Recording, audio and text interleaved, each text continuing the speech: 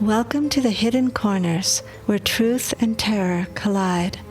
Discover a realm where the lines between the living and the supernatural blur, as you embark on a journey to the paranormal and visit the mysterious hidden corners of your mind.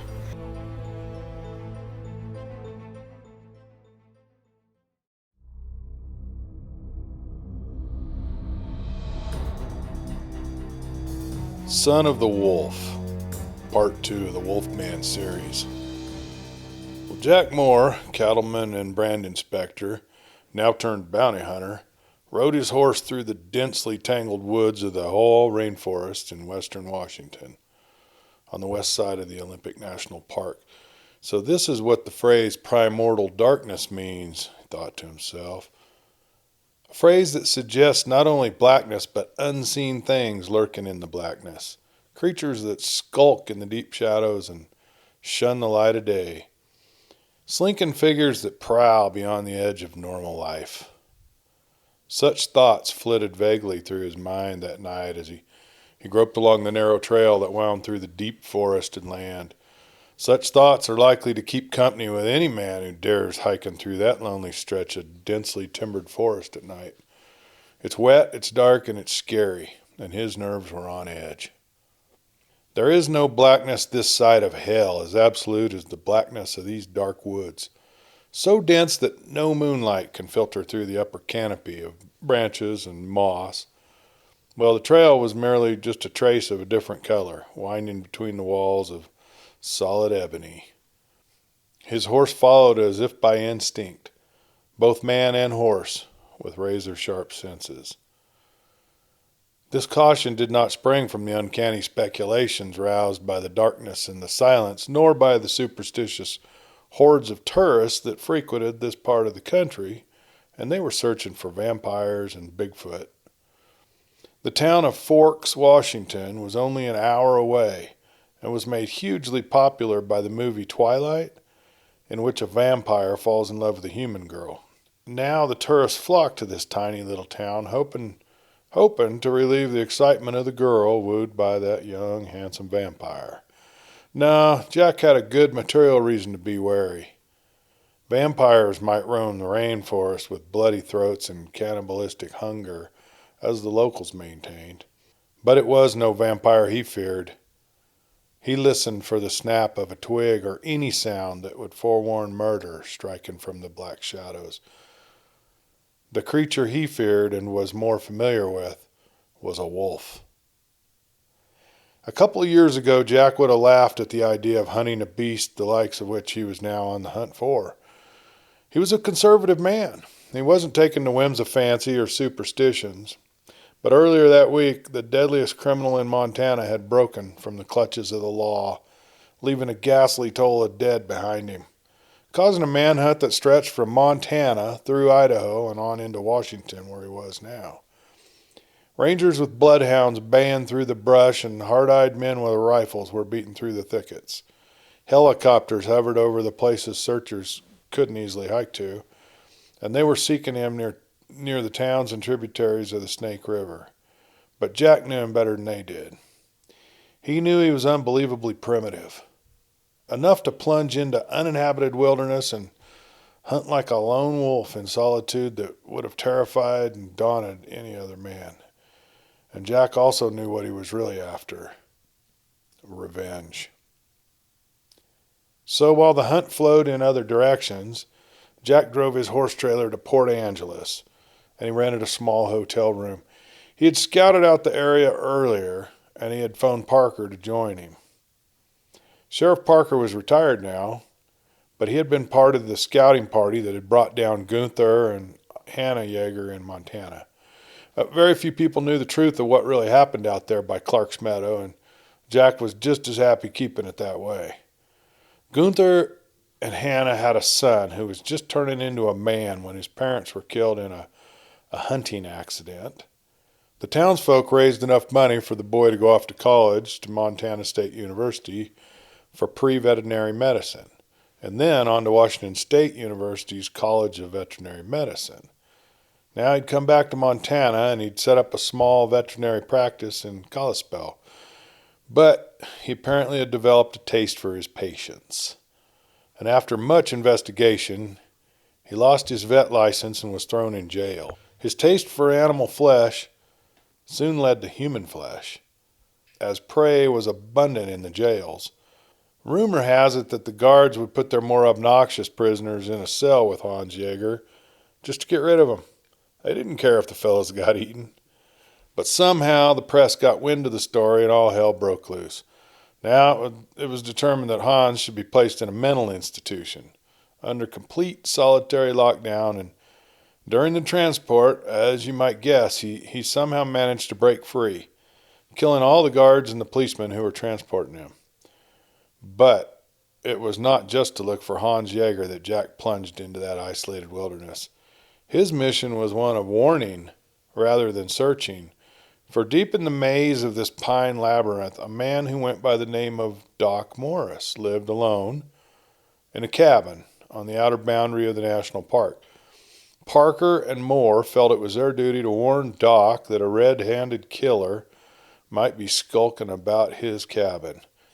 It was rumored that Hans Yeager was searching for the men who had killed his parents, and the men who were responsible for that hunting accident were none other than Sheriff Parker, Jack Moore, Jess Benson, Lance and Hank Garrison, Tom Horn, and Doc Morris. Well, two of the others were now dead. Tim Bradshaw had died from his injuries sustained during the wolf hunt, and Jim Simmons had hung himself shortly after the event. Apparently, he'd been having an affair with Hannah Yeager on and off over the years and just couldn't bear the thought that he'd been somewhat responsible for her very death. Jack Moore knew that Doc Morris had moved to the Haw Rainforest shortly after the event in Montana. He was a recluse, suspicious of everyone, and he'd been living in an old cabin on the densely forested outskirts of the Haw for the last couple of years. Knowing that Hans had spent a few years away at college in Washington, Jack had a hunch that this would be the first man he'd hunt down. The Haw Rainforest was dense and it was easy to hide in. There'd be lots of tourists to prey upon. Perfect hunting grounds for a man or wolf like Hans Yeager. Parker wouldn't be arriving for a couple more days, and Jack didn't want to wait. He felt the urgency to let Doc know that Hans was loose. And since Doc's phone didn't get any reception out there in the forest where he was, there was no other way of reaching him in a timely manner. So he had decided to set out on his own, against his own better judgment. He tried to find Doc's cabin on the GPS map on his phone, but had no luck. He knew there must be a way to drive into the cabin, but he had no idea where that road might be or what it might be called. So he decided he'd saddle up his horse and just head up the Haw River Trail. According to Parker, the cabin was just on the outside of the park boundary, and it was tucked right up against the river, deep in the forest of a giant Sitka spruce, red cedar, big leaf maple, and Douglas fir. Giant trees, all of them, and a perfect location for someone wanting to hide away from the world. Well, it was much darker than he had anticipated. He'd gotten a late start, but the forest was so thick that it appeared to be a lot later in the day, and before long it would be nightfall. Well, Jack was wondering if he should turn around and start out early the next morning, when suddenly he heard a noise several yards up the trail. He stopped dead in his tracks, pulling sharply on the reins, the nerves tingling in the skin on the backs of his hands. A sudden shriek in the dark has that effect, and the scream was edged with both agony and terror. It came from somewhere ahead of him. Breathless silence followed the cry, a silence in which the forest seemed to hold its breath, and the darkness shut in more blackly still. Again the scream was repeated, this time closer. Then he heard the pounding of bare feet along the trail, and a form hurled itself out of the darkness. With revolver in hand, Jack instinctively thrust it out to fend the creature off. The only thing that kept him from pulling the trigger was the noise the object was making. It was gasping, sobbing, noises of fear and pain. It was a man, and he fell at Jack's feet, slobbering and yammering. "Help me," a voice called out in sheer agony. Well, he shined his flashlight into the man's face. He was bleeding bad. Several big gashes on his body, and his clothes were shredded. Blood jetted from torn veins and arteries in breast, shoulder, and neck. The wounds were ghastly to see. Great ragged tears that were not made by bullet or knife. One ear had been torn plumb from his head and hung loose, with a great piece of flesh from the angle of his jaw and his neck, as if some gigantic beast had ripped it out with fangs. "What in the devil did this to you?" Jack exclaimed. "A bear?" Even as he spoke the words, he knew this was not the work of a bear.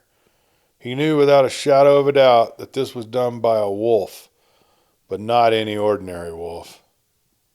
Jack jumped off his horse and grabbed his blanket that was rolled up on the back of his saddle to put around the man, but he knew he had no chance of surviving. He held the dying man until he had taken his final breath. Straining to see into the darkness, Jack made out a vague shape a few yards away in the trail. It was erect and as tall as a man, but it made no sound. He opened his mouth to call out, but no sound came. An indescribable chill flowed over him, freezing his voice. It was fear, primitive and unreasoning, fear at what lay ahead. Suddenly the figure moved quickly toward him, and Jack found his voice. "Stay back," he said. No answer, but the form came on in a rush. As Jack reached for his pistol, it was almost upon him. With a ferocious snarl, the figure hurled himself against him and felt a sharp pain on the side of his neck. His gun exploded almost involuntarily and without aim. Then with a crashing rush through the trees, the assailant was gone. How blood was trickling down Jack's shoulder, soaking through his shirt. He knew it was a warning, that if the beast had wanted to, it could have taken him right there and then, as he kneeled over the dead man. No, this was merely a warning, a game of cat and mouse. Should he risk his life further by continuing up the trail, or should he return back to Port Angeles and wait for Parker? Maybe bring in more men and dogs. At any rate, he couldn't leave the dead man laying there. If Hans didn't come back for him, surely any number of other animals would find him an easy meal. Now, Jack did not waste much time in indecision. He had set out to perform a task. As for his own danger, he was already more than halfway to the cabin. It would scarcely be more dangerous to advance than to retreat. And if he did turn back and escape from there alive, before he could rouse a posse, anything might happen in that isolated cabin under the black trees. So he wrapped the dead man's body up in the blanket, tied him across the horse, and he went on, gun in hand and nerves sharpened by the new peril. It is not a pleasant experience to walk along a black forest trail with only the stars glinting through the dense branches, and the knowledge that a ruthless murderer is lurking near, perhaps within arm's length, in the concealing darkness. Sweat beaded on his face and his hands, and several times his ears caught the rustle of leaves or the breaking of a twig. How could he know whether the sounds were the natural noises of the forest or the stealthy movements of the killer? He sighed with relief when he saw what must have been Doc Morris's cabin lights gleaming through the trees. But he did not relax his vigilance. If Hans had been there first, it could be a trap. Many a man has been struck down at the very threshold of safety. Knocking on the door, he stood back, gun drawn, peering into the shadows that ringed the tiny clearing that seemed to repel the faint light from the shuttered windows. "Who's there?" came a deep, harsh voice from within. "Doc, it's me, Jack Moore. Open the door." The upper half of the door swung inward, and Doc Morris's head and shoulders were framed in the opening. The light behind him had left most of his face in shadows, but could not obscure the harsh, gaunt lines of his features, nor the rifle that was pointed straight at Jack. "Whoa there," Jack said quickly. "It's me, Doc. You're me, right?" Doc Morris hesitated for a second. Then a big grin came across his face. "It is you. What the hell are you doing all the way out here?" Well, the lower half of the door was unbolted and swung open, and Doc Morris stepped out and gave Jack Moore a big bear hug and handshake. "Damn, it's good to see you, old friend, but what brings you out here this time of night? You're a damn crazy man. I could have shot you." "I came out here to warn you. Gunther's son Hans is out of jail. Word has it that he's seeking revenge on the men who killed his mom and dad. He's coming this way, and he knows this forest. In fact," Jack pointed at the bodies slung over the back of his saddle, "I think this might be one of his victims." "What? You're carrying a dead man on the back of your horse?" He laughed and slapped his thigh with his big hand. "You are a sight for sore eyes, Jack. You haven't changed a bit." "Sit down," Jack said. "I'll tell you the whole story." Well, the next morning, Jack and Doc loaded the body, still wrapped in Jack's blanket, into Doc's truck. And leaving the horses in the barn, Doc drove the zigzag logging trail out to the road. Jack thought to himself, no wonder there's no GPS coordinates to Doc's cabin. You get lost trying to find your way through this maze of trails. Well, the Clallam County Sheriff's Office was very interested in the body that was brought to them. "It's the third deceased this week with this kind of injury," the sheriff said. "There was a dead girl called in last week by a couple of hikers, and a bum up at Rialto Beach was found among the rocks a couple of days ago, and then we had a half-eaten body found along the Kalawa River." Jack proceeded to tell him about Hans Yeager, but left out the truth about parents. He did mention that Hans had a vendetta against several men who had investigated the hunting accident that killed both his parents.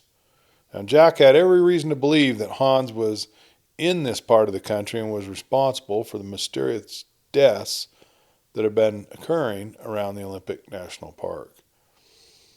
After giving the sheriff details of where they could be reached if necessary, the two men headed back to Doc's cabin. "What are we going to do, Jack?" Doc asked his friend. "There's already a media storm brewing about those other deaths. Tourists are going to be heading up here by the carloads, looking for werewolves and vampires and the Cullens. That movie made this whole area a haven for those kinds of groupies, and we got the Bigfoot hunters out here as well. Hell, this place will be swarming in another day or two." Jack just shook his head, because he didn't have a clue what they were going to do. Well, the next morning, Jack and Doc loaded up their gear and saddled their horses. They figured they'd scout for tracks and try to get a handle on where Hans was bedding down. They knew he'd hunt at night, so they felt fairly safe searching for him during daylight hours. They also wanted to get a good idea how many other people were nearby. So when they were hunting the wolf creatures in Montana, they were able to contain their search area simply because they knew their surroundings, and it was all private ranch land. Here they were in a whole different situation. There were tourists, there were backpackers, hikers, there were campers and families with young children in the forest. The only advantage they had this time is they know who they were up against. So they had traveled about 6 miles by horseback on a trail which led through a thickly forested canopy with even thicker undergrowth of ferns and moss and abundance of mushrooms. Little creeks ran through the forest floor like branches on a tree. The trails were pretty well maintained by park rangers and the constant foot traffic of hikers. There were a few campgrounds in the area and some Forest Service cabins. The sheriff didn't want them scaring the tourists and had asked them not to say anything, just to let them handle it. Well, they had issued a statement along with a photograph of the wanted man, Hans Yeager, to all the park rangers and asked them to be on the lookout for just anything strange. So Doc had made friends with a few of the rangers in the area and had asked him to keep him abreast of any new attacks on people or animals. And the Quinault tribe still had hunting rights on their land, and there was plenty of elk. In the fall, the salmon run were plentiful, and that brought the black bear. The Olympic National Park is a pristine and undisturbed ecosystem, but there is one predator you won't find there. Wolves remain the only wildlife species that you won't find anywhere in the park. Wolves have slowly been reestablishing packs throughout eastern Washington and the northern Cascades, but as of yet, no reported sightings have been made within the park boundaries. So if anyone did report seeing a wolf, chances are it would be Hans. The popular movie and the book Twilight that brought so much attention to this area, it led folks to believe that this part of the Pacific Northwest was full of vampires and werewolves. Vampires liked the rainy, wet weather as they needed to stay out of the sun. But the werewolves were supposedly members of the native people who turned into werewolves to protect their people from the vampires. Some of the locals thought it was fun to hook up speakers in the forest around their homes and play wolf howls. It was a way to cash in on the tourist trade and bring more people to their businesses in town. It was late afternoon when Jack and Doc headed back to the cabin. It had been a nice ride and the horses had gotten some good exercise. They had a pretty good idea what they were up against and decided it was best to wait for Parker to arrive, and then they'd come up with a plan. Returning to the cabin, there was a note pinned to the front door from one of Doc's neighbors who worked for the Forest Service. "Hey, Doc, heard there's some trouble down near the old Kestner homestead. Heard there was a big wolf sighted. Brought down an elk, and a camper has disappeared down at Queets. Kathleen made you a cherry pie. Stuck it in your fridge. Bill." Well, Jack and Doc fed the horses and they put them in the barn for the night. Then they settled in for some of Kathleen's famous cherry pie. They'd head out to check the homestead in the morning.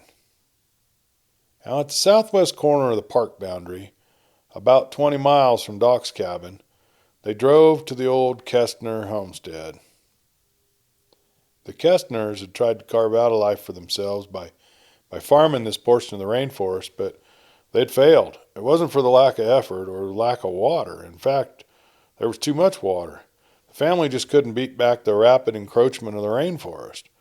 Their orchards and their crops flooded, and try as they might, they just couldn't make a go of it.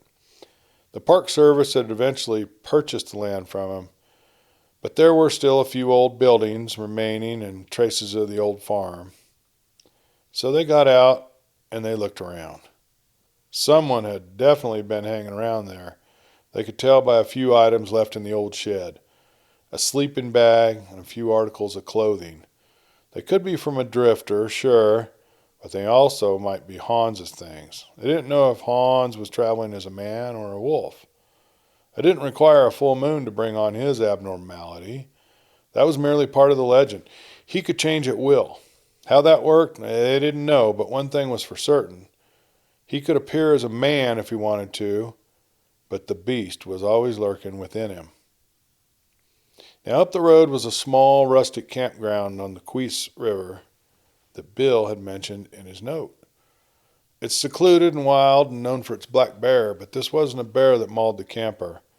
Jack and Doc were certain of that. They drove on up to the campground to investigate the surroundings up there. Doc's old pickup pulled up to the campsite where they met the sheriff who'd arrived sometime earlier. The sheriff had been trying to calm down a very distraught backpacker, and he wasn't having much success. The man's frantic fear seemed to border on insanity. He couldn't catch his breath or make any sensible statements. Well, Jack took a look inside the man's tent and saw 2 sleeping bags. He glanced around, didn't see anyone else nearby.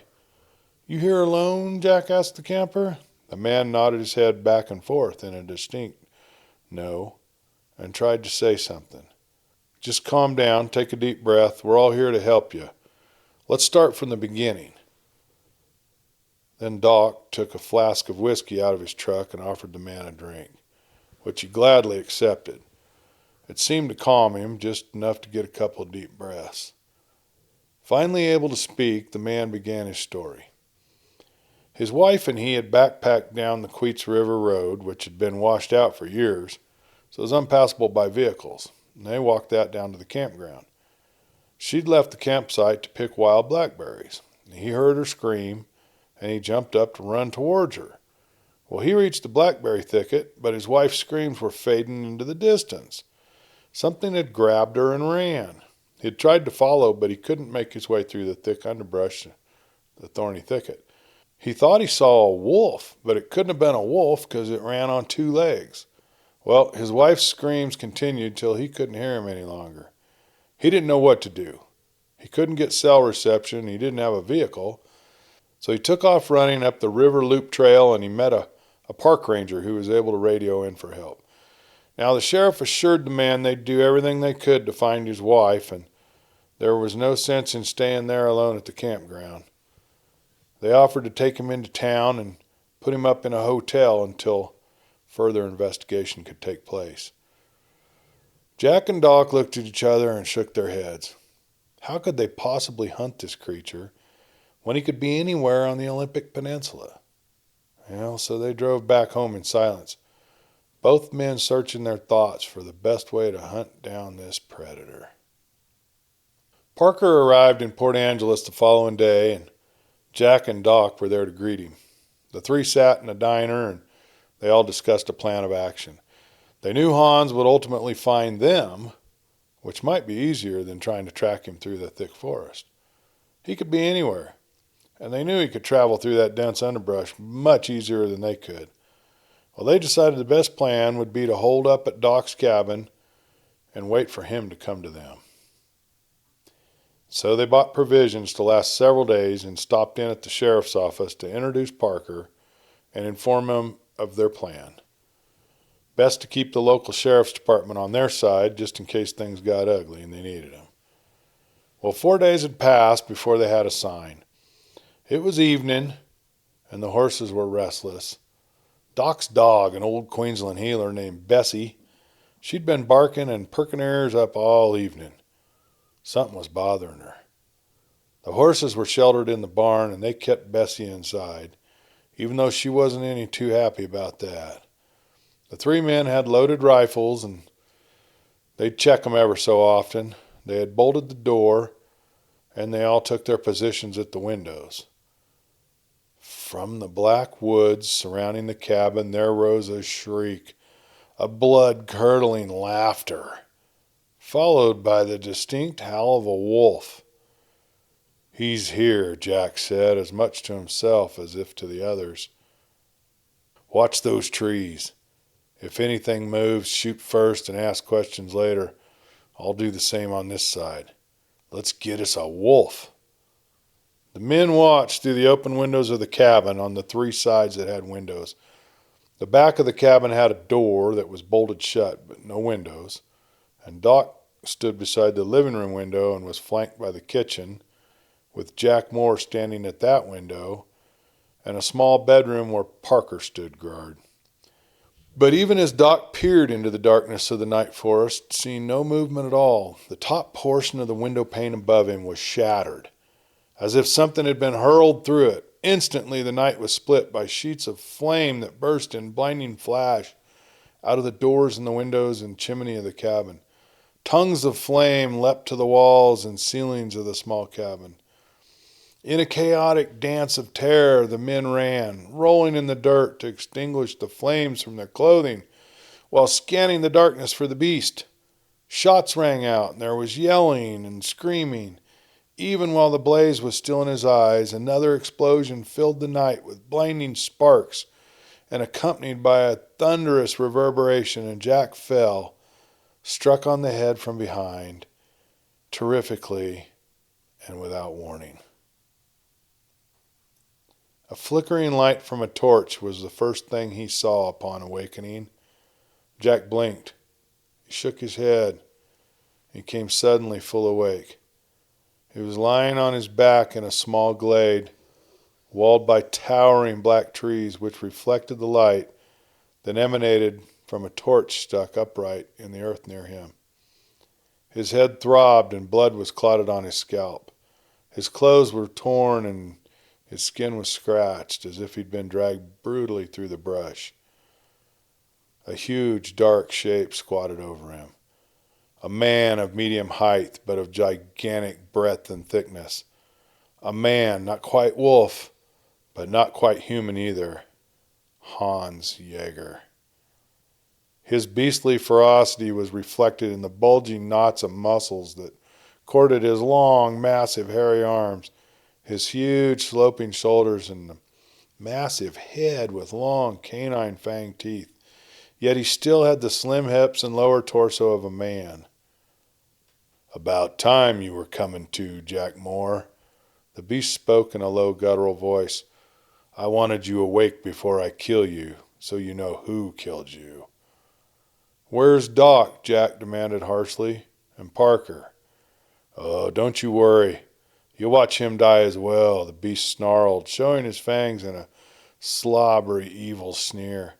You can watch me tear out his throat. The other man, he's already dead. Hans was a wild beast, but Jack had been a fighter in his youth, and he knew his life depended on getting the upper hand. Jack met him at his own game. He fought the wolf as a wild beast would fight, as savages fight, as bull apes fight, beast to beast, muscle straining against muscle, iron fist crushing against hard skull, knee driven to the groin, teeth slashing sinewy flesh, gouging, tearing, smashing. Man and beast were aware of only one desire, one blind urge to kill with naked hands, to rend and tear and maul and trample until the other was a motionless mass of bloody flesh and splintered bone. He didn't know how long they'd fought. Time faded into a bloodshot eternity. His fingers were like iron talons that tore the flesh and bruised the bone underneath. His head was swimming from its impacts against the hard ground, and from the pain in his side where he knew he had suffered a huge gash from the beast's mighty claws. His garments hung in ribbons, wrenched by the blood that poured from his wounds. But Jack was a fighter, and Bessie was too. The Queensland had fought with all her might, tearing and biting and ripping away flesh from the beast's back and his neck, barking and adding to the commotion, giving Jack a slight advantage. The torch had been knocked down and kicked aside, but it still smoldered fitfully, and Jack was just able to reach it with his outstretched arms. He flung it into the beast's face, scorching his eyes and singeing his hair. In a red haze, Jack saw the beast's great white fangs bite into his shoulder. Writhing half free from his rending clutch, he drove every straining knot of muscle in his body and smashed his fists in the beast's jaw. There was a crack of bone, an involuntary groan, blood spurted and the broken jaw dropped. A bloody froth covered his loose lips. Then for the first time the beast faltered. There was a gunshot, and then another, and then the beast collapsed on top of Jack. Parker had not been dragged far. Thinking he was dead, the beast had merely hauled him off the trail into the deeper woods and left him there. His throat ripped, but not fatally. He was able to use the shreds of his shirt to tie around his neck to staunch the bleeding. He found his pistol lying nearby and had dealt the final blow that would bring the wolf down. Now Doc, lying unconscious in the clearing where the cabin was burning, he was not badly hurt. He had a few burns, but he'd recover. The second explosion had knocked him off his feet and his head hit a rock, knocking him unconscious. But he'd survive his injuries. Now the cabinet was gone, but he still had Bessie, and the men had done what they'd set out to do. They had killed the beast. Jack spent a few weeks in the Seattle hospital, his wounds mending from the wolf attack. His shoulder would take a while to heal, but Doc and Parker stopped by the hospital to see him regularly. He slept fitfully, the infection from the bites raging through his body and bringing all manner of curious dreams. It brought on nightmares, dreams where he was running, always trying to escape his tormentors. He passed in and out of consciousness. In the moments he was awake, he wondered and worried, now that he had been bitten by the wolf, what might happen to him. Was it true what they said about werewolves?